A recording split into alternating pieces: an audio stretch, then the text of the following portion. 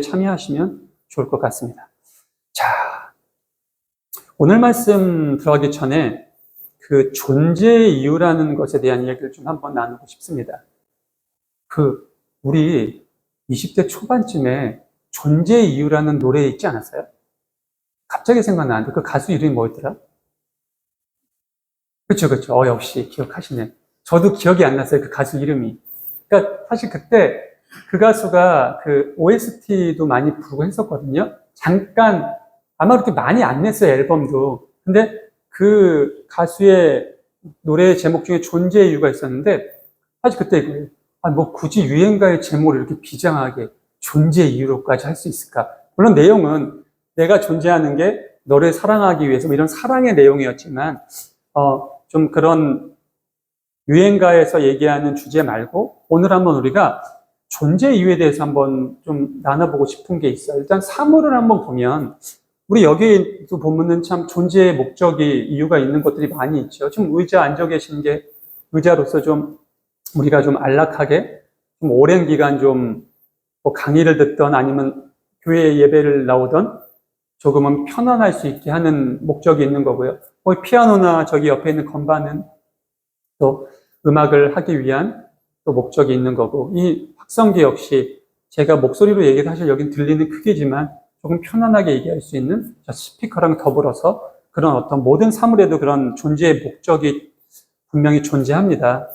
그렇다면 사람 또한 사실 당연히 존재의 목적이 있죠. 근데 우리가 다 알겠지만 우리 스스로 존재하지 못하죠. 내 아버지와 어머니가 함께 가정을 이루면서 두 분 사이에서 제가 태어난 거고, 그렇죠? 여러분들 모두 다 마찬가지로. 그 전에는 당연히 우리는 하나님을 믿는 존재들이니까 하나님의 뜻과 하나님의 계획대로 이 땅에 이렇게 살고 있다는 것을 믿으면서 살아가는 존재들입니다. 근데 과연 우리가 우리 존재의 목적이 무엇일까라는 생각을 한 번쯤 골똘하게 해본 적이 있으신가라는 질문을 한번 드리고 싶고요. 오늘 말씀을 들어가면서 그 존재의 참된 목적이 무엇이었는지를 마음속에 온전하게 자리가 잡히셨으면 좋겠습니다. 만약 오늘 하루가 아니더라도 레위기 말씀이 마무리가 될 때쯤 레위기라는 책이 이런 이야기를 담고 있는 책이었구나, 이런 주제를 내포하고 있는 이야기였구나라는 것을 마음에 둘 수 있다면 한 발 더 온전한 믿음의 자리로 나아갈 수 있지 않나, 한 발 더 하나님의 마음을 좀 더 헤아릴 수 있지 않나라는 생각을 해보게 됩니다. 자, 그럼 오늘 말씀을 한번 들어가 보죠. 제가 예전에도 레위기 설교할 때 한번 언급드렸지만 레위기를 비롯한 성경의 66권, 솔직히 신약 성경은 그 부분에 대한 부분이 좀 명확하진 않아요. 근데 구약은 아주 명확하거든요. 특히 이 모세오경은 더더욱이나 명확합니다. 각 권마다 다 주제가 있어요. 각 권마다 스토리가 있고 각 권마다 신앙을 갖지 않는 사람들이 이 성경 역시 신앙이 없는 사람들도 많이 읽혀지는 책이거든요. 그들에게 꼭 창세기를 읽으셨는데 창세기의 주제가 뭐라고 생각해요? 아니면 창세기 주인공은 누구라고 생각합니까? 라고 물었을 때 동일하게 나오는 이야기들이 있어요. 거의 제대로 그 책을 읽었다면. 레위기 역시 마찬가지입니다. 레위기의 온전한 말씀을 접하고 그 앞뒤의 문맥을 살피고 특히 그때의 배경적인 부분까지 다 감안해서 레위기를 마음에 새기고 이렇게 잘 탐독했다 그러죠. 잘 읽으신 분들은 레위기의 주제가 무엇입니까? 라고 얘기하면 딱 한 단어가 떠오릅니다. 바로 거룩이에요. 레위기는 누가 뭐라 그래도 그 책의 주제가 거룩입니다. 그냥 단순히 거룩이 아니라 거룩해라, 거룩해야 한다. 왜냐하면 하나님께서 출애굽한 백성들을 이끌어내신 후에 이렇게 말씀하세요. 너희는 이제 내 백성이니 내 백성답게 살아라. 자, 그렇다면 하나님 백성답게 살아야 된다는 거예요. 출애굽 전엔 몇백 년 동안 이집트에서 종노릇했죠. 그 종살이 했다라는 것이 우리가 일제치하에서 뭐 식민 통치 이런 의미가 아니에요. 단순하게 그곳에 있는 신들, 그곳에 있는 어떤 우상들, 그곳에 있는 풍습들, 그걸 좀 달리 얘기하면 하나님께서 싫어하시고 경멸하시고 하나님이 역겨워하시는 그러한 행위들이 당연한 것처럼 살았다라는 거예요. 거기에 종노릇했다라는 거죠. 그들을 육적인 것도 당연한 거고 영적으로도 온전하게 해방을 시켜주신 거야. 누가? 하나님이. 누굴 통해서? 모세를 통해서. 그래서 출애굽한 백성들을 선택하셔서 내가 너희를 나의 장자로 삼겠다라는 거예요. 선민, 먼저 된 민족으로 삼겠다는 말씀이에요. 그러면서 지난주까지 우리가 함께 나눴던 십계명을 통해서 계명도 주셨어요. 법이잖아요. 그러니까 나라라는 것이 이렇게 형성되기 위해서 필요한 요소들이 있지만 그 세 가지 요소가 갖춰지면 그 다음 필요한 것이 바로 법이거든요. 서로 간의 약속이 필요한 겁니다. 약속이 없으면 인간의 그 본능상 정말 무분별한 세상이 되겠죠.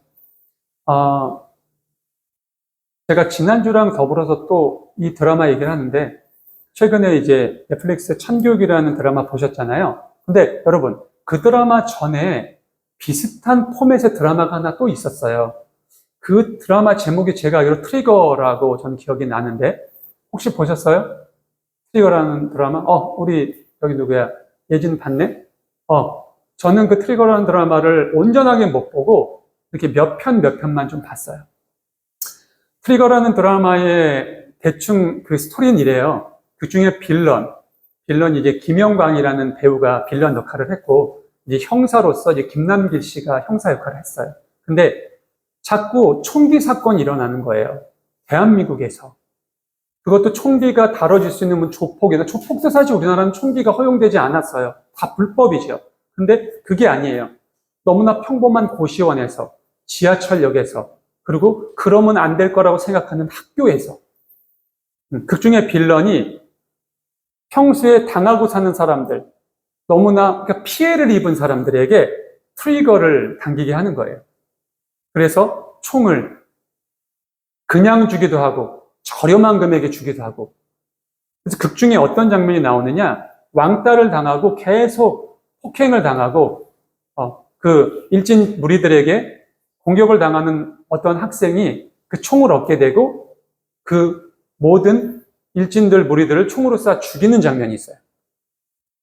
어떻게 보면 사이다 같은 장면일 수 있겠죠. 그러면서 미안하다고 잘못했다고 하지만 이미 때는 너무 늦었죠.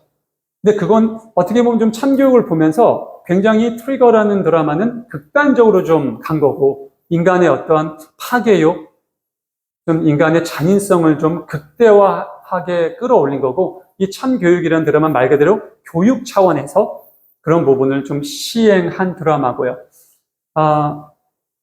제가 지금 잠깐 이 말씀을 왜 드리냐면, 법이라는 게 없게 되면 그렇게 된다는 거예요. 사회가. 어디든지 모든 게 다. 거리도 그렇잖아요, 사실.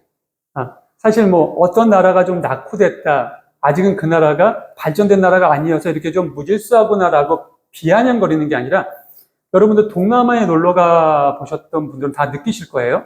특히 이제 베트남도 그렇고 조금 거리가 좀 무질서하지 않아요? 네. 신호 체계도 별로 없고 그냥 막 건너요. 막 건너면 그냥 알아서 서요. 그래서 가이드분이 그러시더라고요. 여기 오토바이가 많은데 오토바이를 보고 건너면 사고가 난다. 그냥 건너가셔라. 오토바이가 알아서 피해간다. 근데 솔직히 무섭죠. 저 사람이 아래서 피해갈지 날 칠지 어떻게 알아. 그러니까 굉장히 이렇게 위험천만한 상황들이 많은데 그게 그들 안에서 어떻게 보면 약속이 돼 있는 거예요. 나중엔 좀 더 좋아지겠죠. 더 발전하겠지만 소위 말해서 문화가 좀 더 깊어지고 여러 가지 시행착오를 겪고 소위 우리가 얘기하는 선진국이라 얘기하는 나라를 가게 되면 그런 질서나 또는 어떤 법치나 또는 안보 같은 거, 보안 같은 것들이 좀 더 잘 체계적으로 잡혀 있죠. 그런 것들을 볼 수 있습니다. 근데 가끔 그런 생각을 해봐요. 대한민국에 만약 총기가 자율화가 된다면 누가 우스갯소리로 그 얘기 하더라고요. 아마 한 달이면은 5천만에서 한 1,000만 정도 되지 않을까. 이런 얘기를 해요. 그만큼 대한민국 사람들이 가지고 있는 분노와 상대방, 남에게 당한 어떤 그런 것을 표출하고 싶은 밑바닥에 깔려있는 폭력성이 굉장히 강하다라는 거예요. 다행히 우리나라의 법이 아직은 총기를 허용하지 않고, 또 우리나라 같은 경우는 사실 여러분들 아시겠지만 차 트렁크나 이런 곳에 무슨 도끼나 낫이나 칼을 갖고 다녀도 우리나라는 법에 걸려요. 특별한 목적이 아닌 이상. 그래도 그런 부분을 잘 우리나라 법에서 이렇게 다루고 있으니까 그래도 우리나라가 이렇게 좀 가고 있는 게 아닌가. 그래서 그런 법이 필요하다는 말씀, 좀 얘기가 길어졌는데, 그럼 오늘 하나님께서 그 말씀하시는 거예요. 너희는 이제 내 백성이야. 그러니까 내 백성답게 살아야 돼. 그래서 십계명을 주신 거예요. 근데 단순하게 그것뿐만이 아니에요. 오늘 레위기는 무슨 얘기를 하냐? 거룩하라라는 이야기를 하고 있는 거예요. 금요일 날도 잠시 언급드렸지만 성경을 읽다 보면은 이 레위기에서 다 걸립니다. 백이면 백, 천이면 천, 다 똑같아요. 평범한 여러분들 평신도에서부터 신학을 전공하고 이 앞에 단에서 말씀을 전하는 목회자 이르기까지 제가 생각했을 때 아마도 매일매일 성경을 공부하며 성경의 주석을 편찬하고 성경의 어떠한 그 학술지까지 내는 엄청난 저명한 신학 박사들조차도 이 레위기에 오면 딱 걸립니다. 뭐 때문에 걸리냐? 레위기의 말씀이 뭐 어렵고 난해하고 그래서가 아니에요. 되게 단순해요, 말씀은. 그렇다면 무엇 때문에? 너무 지루합니다. 너무 좀 답답하고 깝깝해요. 그럼 왜 그럴까요? 무엇 때문에 갑갑하고 깝깝할까요? 그것은 아무래도 이 레위기 책이 가지고 있는 주제와 그렇게 크게 다르지 않다는 이유 때문인 것 같아요. 주제가 거룩이거든요. 우리 인간은 거룩한 존재가 될 수 없기 때문에 거룩한 존재가 또 아니기 때문에 거룩하라라고 얘기하는 이 책의 주제가 맞지 않은 거예요. 너무너무. 나는 놀고 싶은데 놀면 안 돼. 공부해 하는 내 주변의 부모님이나 선생님의 목소리가 너무 듣기 싫은 것처럼 그냥 듣기가 싫은 거예요. 받아들이고 싶지가 않은 거예요. 깝깝한 거죠. 근데 하나님께서는 우리에게 거룩하라라고 말씀하고 계시고요. 성경에서 왜 이 레위기 책이 세 번째에 위치해 있고 또 하나 모세 오경 안에 들어가 있는지를 마음속에 기억하시면서 오늘부터 5주간 이어질 레위기 말씀에 대한 이야기를 함께 나누면 좋을 것 같습니다. 방금 전에도 말씀드렸듯이 사람은 스스로 거룩해질 수가 없습니다. 그렇기 때문에 하나님의 백성답게 살아야 되는데 그게 바로 거룩하게 사는 삶을 의미하는 거거든요. 그래서 하나님이 모세를 통해서 방법을 알려주시는 거예요. 율법을 줬지만 그 율법 하나만으로는 안 돼요. 어떤 게 필요해? 행함이 필요하거든요. 이렇게 행해야 된다. 어떻게 행해야 된다. 그 바로 첫 번째가 이 제사의 형식이에요. 제사의 방법이고 제사의 모습입니다. 지금으로 치면 예배라고 될 수 있겠죠. 조금 편하게 말씀드리면 그때 당시 레위기 시대 때 하나님께서 내려주신 이 제사의 절차가 바로 거룩한 모습의 반영이었어요. 그렇다면 지금으로 얘기 드리면 뭘까요? 바로 우리가 예배 드리는 것이 거룩한 삶으로 우리의 모습을 변화하고 들어가는 삶이라는 뜻이에요. 근데 이런 착각, 이런 약간 어떤 기준을 한 가지 가지고 계셔야 돼. 어떤 거냐? 그렇다면 우리가 예배를 오면 우리가 거룩해지는 거냐? 그럼 예배를 안 오면 거룩해지지 않는 거냐? 이런 단순한 문제는 아니에요. 예배를 오지 않더라도 거룩할 수 있고요. 예배를 오더라도 거룩하지 않을 수 있다라는 얘기예요. 그렇다면 이건 무슨 얘기냐? 하나님이 모든 제사를 다 받지 않으신다는 거예요. 모든 예배를 다 받으시지 않는다는 거예요. 우리가 드리는 모든 예배를 하나님이 다 받아야 된다는 의무가 하나님께는 없어요. 우리는 최선의 찬양을 최고의 하나님께 올려드리는 행위를 해야 돼요. 우리 교회의 창립 이념이기도 합니다. 저의 개인적인 신앙적인 모토이기도 해요. 근데 나는 최선의 찬양을 드렸는데 하나님이 안 받으셔. 그럼 하나님 왜 저러실까? 뭐 때문에 그러실까? 나 하나님 안 믿을래. 나는 이렇게 기도드리고 이렇게 하나님께 찬양 드렸는데 하나님은 오히려 나의 삶을 더 힘들게 하셔. 나를 더 어렵게 하셔. 그럼 이게 누구 잘못일까? 믿음이 좀 부족하고 하나님에 대해서 아직 잘 모르고 하나님과의 관계가 온전하지 않는 사람은 방금과 같은 그러한 불만과 불평을 내보이고 교회를 떠나가거나 교회를 억지로 나오거나 하나님이 받지 않는 예배를 계속 드리고 계실지도 몰라요. 근데 하나님이 받으시는 예배를 드려야 됩니다. 성경에도 있어요. 가장 태초에 있죠. 생각 딱 나시죠? 아벨과 가인의 제사 때 그랬잖아요. 왜 아벨의 제사는 받으시고 가인의 제사는 안 받으셨을까요? 가인이 왜 화가 났을까요? 아벨이 질투가 나서 뭐 그런 걸 수도 있을 수 있어요. 본인이 형인데 하나님 왜 동생 아벨의 제사는 받으시고, 그럼 지금 얘기를 할게요. 아벨의 예배는 받으시고 왜 나의 예배는 안 받으셨을까? 나도 최선을 다했는데, 나도 나의 곡식단 중에서 가장 귀한 곡식 하나님께 드렸는데 무엇을 잘못했을까? 예전에 이제 가인과 아벨의 예배에 대한 이야기를 여러분들에게 드릴 때 구체적으로 말씀드렸지만, 사랑하는 성도 여러분, 예배는 내가 일주일 내내 그냥 내 마음대로, 내 뜻대로 방탕하게, 여기서 방탕하다라는 것은 여러분, 나쁜 짓을 하고 인간의 법 테두리를 안 지키는 삶을 얘기하는 게 아니에요. 하나님의 자녀로서, 하나님의 백성으로서 내가 하나님의 뜻대로 살지 않은 삶을 살고서 주일에만 온전하게 예배에 나와서 예배를 드리고 찬양을 부르고 그런 예배를 안 받으신다는 얘기예요. 가인 역시 마찬가지였어요. 네가 온전한 예배를 드렸다면, 온전한 제물을 드렸다면 내가 너의 예배를 왜 안 받았겠냐는 거예요. 단순하게 가인은 그저 온전한 하나님의 규칙만 잘 지키면 되는 거 아니었어? 라는 생각이었던 거예요. 예배 시간 지키고 예배 와서, 죄송해요 여러분, 기분 나쁘게 듣지 마세요. 경건한 척하고 거룩한 척하고 그렇게 살고 교회를 떠난 후부터는 다시 자유분방하게 나의 삶을 영위하는 삶. 그 삶이 나쁘냐라고 저한테 물으신다면은 그렇게 뭐라고 말씀드릴까요? 나쁘다, 나쁘지 않다라는 것이 아니에요. 그 삶은 하나님 앞에 합당하지 않는 삶이라는 거예요. 그렇게 되면 결과론적으로는 그러한 삶은 하나님의 나라를 유업으로 얻지 못한다는 삶을 얘기하는 겁니다. 오늘 레위기의 말씀은 바로 그 얘기를 하고 계신 거예요.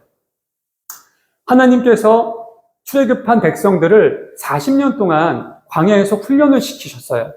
그 초창기 때 이 레위기 말씀, 제사를 너희가 이렇게 들어야 된다는 것을 모세를 불러서 오늘 말씀하신 거거든요. 모세에게 너는 너희 백성들이 나에게 제물을 드리러 나올 때, 제물을 드린다라는 것 자체가 예배거든요. 예배를 드리러 나올 때 이렇게 예배를 드려야 된다라는 것을 가르쳐 주시는 겁니다. 사랑하는 성도 여러분, 지금 우리가 드리는 이 예배를 하나님이 가르쳐 주신 건가요? 아니에요. 각 대교회마다 예배 형식이 다릅니다. 예배 패턴도 다르고요.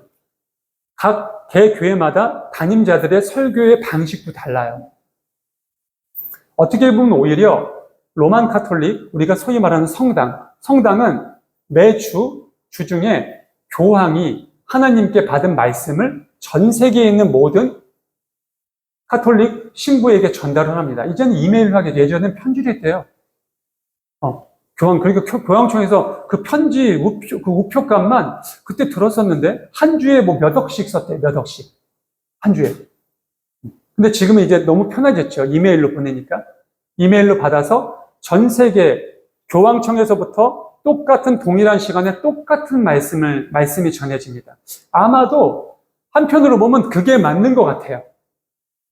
동일한 예배, 하나님께 받은 예배. 다만 교황이 받은 그 말씀이 하나님께 받은 건지 사단에게 받은 건지를 증명할 수 없기 때문에, 하지만 그런 걸 떠나서 형식만 봤을 때는 그 예배가 더 맞지 않을까라는 생각을 가끔씩 합니다. 아니, 전 지금도 사실 하고 있어요. 그게 정말 하나님께 내려진 말씀이라. 근데 지금의 우리의 모습들은 어떻게 보면 우리의 환경과 그 지역의 특성과 또는 특히나 그 목회자의 성향에 맞춰서 교회에 많은 것들이 변화되죠. 그러면서 한 달에 한 번 또는 뭐 절기 때 성찬식을 드려요. 그렇죠? 네. 그리고 절기 예배 때 절기라고 좀 특별한 예배를 드립니다. 아마도 그런 것들을 이렇게 바라보면서 저도 내가 드리고 있는 지금 이 예배가 하나님께 잘 드려지는 예배일까? 일주일에, 1년에 금요 예배 쉬운 2번, 주일 예배 쉬운 2번, 그 외에 뭐 성탄절 예배, 송구영신 예배, 또 특별 새벽 집회, 이렇게 해서 최소한 한 200에서 150에서 한 200회 정도 예배를 드리고 또 그 외에 신방도 있을 수 있고 또 목장 예배, 여러 가지 예배를 하나님께 드리는데 과연 그 중에서 몇 번이나 하나님께 합당한 예배를 드리고 있나라는 생각을 해봅니다.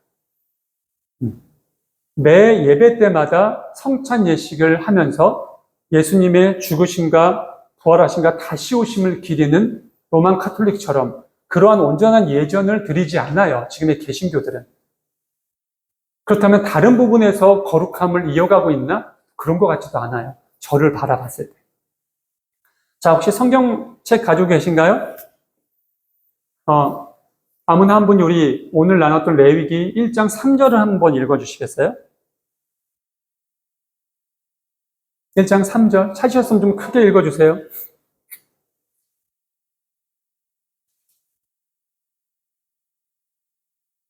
네, 읽어주세요.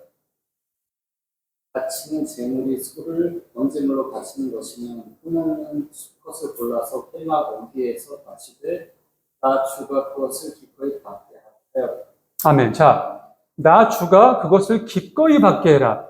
개역개정은 나 주가 연락할 수 있게 해라예요. 자, 그건 뭐냐? 자, 위에 3절의 초반은 뭐예요, 여러분? 그게 염소건, 소건, 양이건, 뭐 산비둘기건, 집비둘기건 상관없어요. 제물을 바친다는 건 예배를 드린다라는 거거든요. 지금으로 의미하면. 너희가 예배를 드리러 나올 때 누가 나 주 여호와가 어떻게? 기꺼이 받게 드려야 된다라는 거예요. 그냥 드린다고 내가 다 받지 않는다라는 겁니다. 기꺼이. 개역개정은 연락할 수 있게. 하나님이 기쁘게 받을 수 있게 예배를 드리라는 거예요. 복장에서부터 마음가짐, 자세, 시간, 모든 것들 다. 자, 레위기에는 총 5가지의 제사가 소개되고 있습니다. 번제, 소제, 화목제, 속죄제, 속건제. 오늘은 그 첫 번째인 번제에 대한 이야기를 함께 나누려고 합니다.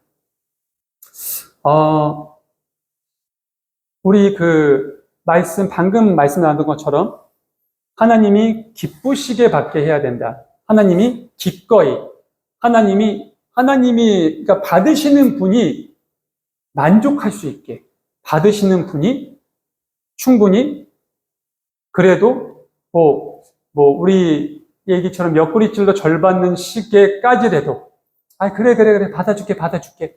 이 정도가 되더라도 무조건 받으셔야 된다는 거죠. 요즘에 선물의 문화가 좀 바뀌었대요. 우리 어렸을 땐, 선물을 주는 사람이 내가 주고 싶은 걸 정했거든요. 그래서, 받는 사람의 표정을 보면 딱, 잘못 샀나? 왜 이거 마음에 안 들어? 이렇게 묻기도 하고. 근데 요즘은 오히려 되묻죠. 혹시 뭐 필요한 게 있어? 꽤 됐죠? 혹시 필요한 걸 사줄게. 요즘 우리 조카들도 그냥 돈으로 달라고 그러더라고요. 어떻게 보면 가장 깔끔하고 가장 현명한 방법일 수도 있다고 생각해요. 근데 그러한 것들이 모두 돈으로 점철이 되는 순간 좀 낭만도 없어지고 그 사람에 대한 어떠한 그 선물을 고르면서 그 사람이 기뻐할 거를 상상하는 어떤 그러한 좀 작은 소확행에 대한 행위들도 많이 사라진 것 같아서 좀 안타깝긴 하지만, 시대가 변하면 그런 인간적인 어떠한 규칙이나 규범들이나 매너 같은 건 변할 수 있다고 생각해요. 예전에는, 매너라고 생각했었던 많은 것들이 요즘엔 그저, 당당함 또는 뭐랄까요? 쿨함? 이렇게 변해가고 있는 걸 보게 되거든요. 여기 계신 분들도 다 동의하시겠지만, 우리 이제 21살밖에 안 된 예지는 아직 어리고, 그러니까 이런 부분에 대해서 동의가 안 되거나, 왜 그 시대를 지금 완전히 살고 있으니까 이해가 안 될 수도 있지만, 그 외 여기 나머지 분들 다 30대 이상이시니까 그런 부분들을 조금이나마 다 겪으셨을 거고, 저를 비롯한 50대들은 너무나 지금 겪고 있거든요. 왜냐면 저희 50대는 아날로그 때부터 디지털까지 오는 모든 것을 다 겪고 경험하고 있었던, 지금 이 시대에 살아가고 있는 좀 유일한 세대이기 때문에. 근데, 제가 이 말씀을 드리는 건, 그러니까 받는다라는 것이 그런 거거든요. 근데 하나님께 예배를 드릴 땐 더더욱. 그렇기 때문에 하나님께서 이렇게 예배를 드려야 돼. 이렇게 제사를 해야 되라고 말씀하고 계신 거예요. 그러니까 너희가 원하는 대로, 너희의 방식대로, 너희의 뜻대로 드리지 마. 안 받을 거야, 그럼 그 예배. 그러면 어떤 거 여러분? 시간 낭비, 돈 낭비, 열정 낭비. 그러고선 마음에 자기 스스로 상처받아. 기도 안 들어주셨다고. 자기가 잘못 드려놓고서. 그게 우리들의 모습. 저도 마찬가지였고요. 지금 많은 교회들에서 울부짖으면서 찬양하고 막 방방 뛰면서 노래 부르고 제가 가끔 그걸 좀 적나라하게 좀 비판한 적이 있는데 그것도 요즘 제가 봤을 때 제가 좀 잘못했다라는 생각을 해요. 하나님께서 분명 비판하지 말라 그랬는데 제가 왜 그걸 비판했을까? 단순히 단에 서 있다는 이유만으로 그것을 비판하는 건 아닌 것 같아요. 다만 오늘은 하나님의 말씀을 예를 들어서 얘기하자면 하나님께서 직접 말씀하시는 거예요. 내가 너희들에게 이렇게 살라고 법도 줬고 이렇게 예배를 드리라고 예배에 아주 정말 작은 것까지도 다 알려줬어. 그러면 그렇게 나한테 바쳐라. 그렇게 나에게 줘라. 그래야만 내가 그 예배를 기쁘게 받겠다. 그리고 그 예배 안에서 너희가 드려지는 기도와 너희들의 찬양을 받고 거기에 알맞게 응답을 주겠다고 말씀하시는 거예요. 그래서 하나하나 가르쳐주고 계신 거예요. 그래서 우리 오늘 말씀을 보면 4절부터 쭉 보면은 어떤 이야기들이 나와요? 구체적으로 예배를 어떻게 드리는지 말씀하고 계시거든요. 그때 당시에 번제에 드릴 수 있는 예물들이 5가지 종류가 있었어요. 소, 양, 염소, 산비둘기, 집비둘기예요. 근데 이것을 우리 형편에 맞춰서 알맞게 드리면 됐어요. 하나님이 그 부분을 선택을 주신 거예요. 그래서 지금 같은 경우는 헌금이죠. 자, 어떤 분이 헌금을 몇백만 원 냈대. 아, 나는 몇백만 원 못해서 되게 참 부끄럽고 창피해. 이런 게 아니라는 거예요. 내가 낼 수 있는 최소한의 금액이 100원인데 저 사람은 자기가 낼 수 있는 최소한의 금액이 1000만 원이었어. 근데 500을 냈어. 그럼 누가 더 많이 낸 거예요? 100원 낸 사람이 더 많이 낸 거예요. 그래서 예수님께서 두 렙돈을 낸 그 과부의 헌금이 가장 큰 헌금이라고 말씀하신 거예요. 왜? 그 과부는 자신이 가진 전 재산을 낸 거거든요. 자, 그렇다고 전 재산을 내라고 이렇게 좀 오해하고 들으시면 안 돼요. 그런 의미가 아니니까. 자, 그렇게 하나하나. 그리고 또 하나. 그 뒤에 쭉 보시면 그러면 너희들이 예배를 어떻게 드려야 되느냐라고 말씀드려요. 자, 금요일 날도 이 얘기에 대해서 잠시 말씀드렸는데 볼게요, 여러분. 예물을 가져와요. 지금은 이제 여러분들이 이제 헌금을 아까 가져오셨잖아요. 이때는 1년에 한 번 이제 성전에 나오는 거거든요. 1년에 한 번 흠없는 소, 양, 염소, 산비둘기, 집비둘기를 가지고 옵니다. 자기 형편에 맞춰서. 흠이 없어야 돼요. 흠이 없다라는 것은 아주 건강하고 아주 상품성이 정말 가장 좋은 상태에 살아있는 소, 양, 염소, 집비둘기, 산비둘기 그걸 데리고 옵니다. 데리고 와서 제사장 앞에 서요. 제사장 앞에서 그 제물에 안수를 합니다. 손을 얹죠. 안수를 한다는 건 뭐냐? 전가한다는 뜻이거든요. 이렇게 손을 얹고 전가. 뭘 전가해요? 안수라는 의미는 여러분 여러 가지 그러니까 주체, 안수를 주는 주체가 가지고 있는 모든 것들을 안수받는 사람에게 전달한다는 의미가 있어요. 그것이 만약 재밌게 우리 뭐랄까요? 예전에 한참 우리가 재밌게 본 드래곤볼이라는 만화에서도 보면 신이 딱 이렇게 힘을 주잖아요. 힘을 딱 자기 기를 주잖아. 딱 그렇게 이해하시면 돼요. 자신의 힘을 줄 수도 있고요. 어떠한 능력을 줄 수도 있고요. 그런 것들, 많은 것들을 전가하는 것이 안수인데, 예배에서의 안수는 그런 의미가 아니에요. 예배에서는 온전히 죄예요. 내가 지은 죄를 대신해서 이 소나 양이나 염소나 산비둘기나 집비둘기에게 죄를 전가하는 거예요. 내가 1년 동안 지은 모든 죄악들, 그리고 내가 혹시 모르고 지은 죄악까지도 다 그 앞에서 안수기도를 합니다. 누가? 그 예물을 가지고 온 사람이. 그리고 안수기도를 한 후에 제사장이 칼을 줄 거예요. 그 칼을 가지고 내가 가지고 온 그 예물을 죽여야 돼요. 목을 따고 머리를 가르고 각을 뜨고 안에 있는 내장을 다 빼내고 피를 쏟아내고 그 내장을 다 씻고 모든 고기의 각을 떠서 제사장에게 줘야 됩니다. 제사장은 그 피를 제단 둘레에 뿌리고 그 각을 뜬 내장과 고기들을 다 불에 태웁니다. 하실 수 있으시겠어요? 못해요, 여러분. 절대로 못해요. 자, 새는 어떻게 했을까요? 새는 데려가요. 똑같아요. 새 머리 위에 안수를 합니다. 새는 어떻게 죽여요? 목과 몸을 잡고 비틀어 죽이라고 성경에 나와 있어요. 읽어보세요, 한번. 비틀어 죽여서 잘라야 됩니다. 목과 몸을. 그리고 역시 머리를 가르고 안에 내장을 다 빠내고 옆에 있는 날개를 다 찢고 똑같이 소분해서 갖다 드리면 태웁니다. 이게 번제예요. 태워서 바치는, 불살라 바치는. 근데 재밌는 게 있어요. 여러분, 9절. 우리 집사님 9절 한번 읽어주실래요? 9절. 읽어주세요. 재물을 가져온 사람이 내장과 다리를 제대 씻었으며 제사장은 그를 모두 제단 위에다 놓아 굽고 불살라야 한다. 이것이 번제인데 이는 재물을 불에 태워서 그 향기로 나 주를 기쁘게 하는 살라 바치는 제사. 아멘. 자, 마지막 부분에 뭐라고 나와요? 자, 그것을 태우면 냄새가 나잖아요. 그 냄새를 하나님이 맡으시는데 어떠시대 하나님이? 기쁘시대요. 그 냄새를 맡으면 아주 기뻐하신대 하나님이. 이게 좀 그렇지 않아요? 자, 상상해 보세요. 건강한 소, 건강한 양, 건강한 염소. 내가 집에서 잘 먹이고 잘 가꿔서 키웠어요. 그 눈빛을 봤는데 어떻게 죽여? 그 정말 초롱초롱한 눈빛을 보고. 근데 앞에서 죽여야 되고, 근데 뒤에서 죽이는 게 아니에요, 여러분.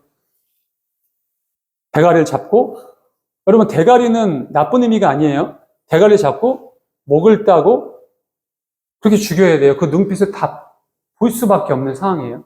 그래도 새는 괜찮지. 이렇게 자꾸 비트니까, 눈을 안 보니까. 근데 그렇게 각을 뜨고 내장을 다 뽑아내고, 거기 앞에서 그렇게 도륙을 했어요. 근데 그것을 태운 냄새를 하나님께서 기뻐하신대.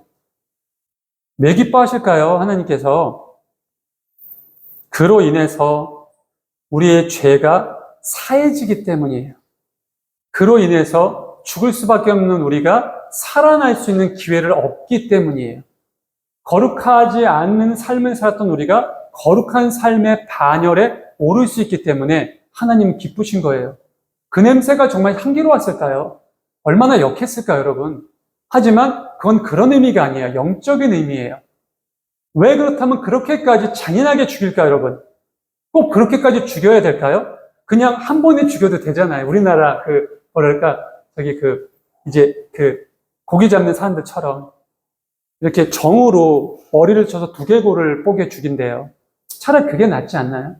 이렇게까지 잔인하게 죽여야 될까요? 그만큼 우리의 죄가 더럽고 깊고 역겹기 때문에 그래요, 여러분. 사실은 우리의 몸이 그렇게 찢기고 우리의 내장이 다 털리고 우리의 피가 다 쏟아져야만 그 죄가 없어지는 건데 그것을 우리가 안수함으로써 그 동물이 대신 짓는 거예요. 그러니까 우리가 원래는 그렇게 죽어야 되는 거예요. 근데 그것을 동물이 대신 죽는 거라고요. 그게 예배예요, 여러분. 그게 제사고요. 무슨 말씀인지 이해되세요? 근데 우리가 지금 이렇게 이 시대에 예배를 드리는데 어떻게 드려야겠습니까? 정말 비장하게, 경건하게, 거룩하게 그렇게 드려야 돼요. 그래서 제가 여러분들에게 말씀드리잖아요. 예배 시간 늦지 마시라고. 절대로.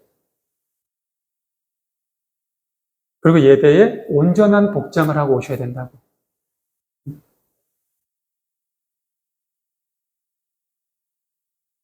그리고 하나님 앞에 나올 때 절대 빈손으로 나오시면 안 된다고. 왜냐하면 하나님 앞에 빈손으로 나오면 그 예배는 예배가 될 수가 없어요. 자, 여러분들 아까 들어오실 때 이렇게 헌금을 내시잖아요. 내셔서 저한테 갖고 오셨단 말이에요. 헌금을, 자, 누군가가 간혹 그런 얘기를 하더라고요. 아니, 헌금 내는 거 너무 쉽지 않아? 차라리 지금 나에게 소나 닭이나 이런 걸 재물을 가져와서 주기라면 난 못할 것 같아. 차라리 돈을 낼래. 돈을 낼래. 근데 돈 내는 건 쉬우세요, 여러분?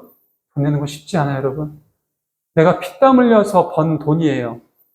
내가 막 요즘 시급 얼마예요? 12,000원 정도 돼요? 12,000원 안 되나? 11,000원대예요? 내가 시급 11,000원을 벌어서 서빙하고 청소하고 막 그러면서 번 돈이야. 하나님 거기에서 10의 1조를 내래. 그건 세금이래. 네가 그걸 안 내면 내 돈을 도둑질하는 거래. 그리고 매 주일날 올 때 네가 예배를 드리러 나오는데 재물을 안 갖고 와? 그럼 이미 예배를 안 받으신 거라고 지금 레위기에서 말씀하시는 거예요. 제가 여러분들에게 이 레위기의 말씀을 전하기 전에 예배에 대한 어떠한 자세나 이런 부분에 대해서 굉장히 자주 말씀을 드렸었어요. 근데 이 레위기를 바라보니까 더하죠. 사실 제가 말씀드린 거는 이 레위기에서 표현된 거에 대한 빙산의 일각밖에 안 돼요. 레위기의 말씀을 다루게 되면 그렇게 돼요. 그래서 레위기가 불편한 거예요, 여러분. 읽기가.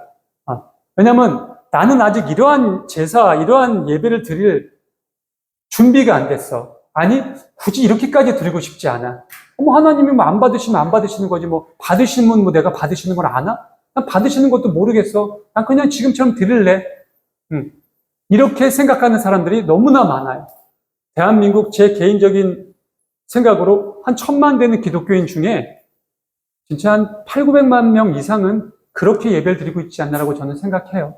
근데 저는 한 가지 우리 사랑하는 성도 여러분들에게 말씀드리고 싶은 것.